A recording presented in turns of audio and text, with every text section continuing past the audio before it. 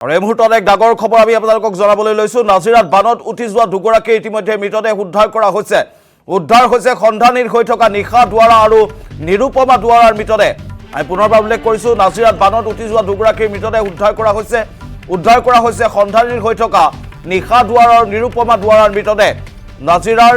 ভুলাং কাটনিত আজি দুয়োৰে মৃতদেহ উদ্ধাৰ কৰা হয় নাজিৰাৰ ৰজাপুল দুৱাৰা গাঁৱত বানত উঠি গৈ সন্ধানীৰ হৈছিল দুয়ো ইতিমধ্যে দুইগৰাকীৰে মৃতদেহ উদ্ধাৰ কৰা হৈছে এই মুহূৰ্তত ডাঙৰ খবৰ আমি আপোনালোকক জনাবলৈ চেষ্টা কৰিছো ভয়ংকৰ পৰিস্থিতিৰ সৃষ্টি হৈছিল নাজিৰাৰ আৰু দেখিবলৈ পোৱা গৈছে নাজিৰাত বানত উঠি যোৱা দুগৰাকীৰ মৃতদেহ ইতিমধ্যে উদ্ধাৰ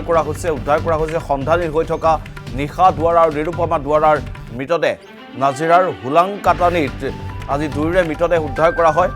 নাজিৰাৰ ৰাজাপুল দুৱাৰা গাঁৱত বানত উঠি গৈ সন্ধানীৰ হৈছিল দুয়ো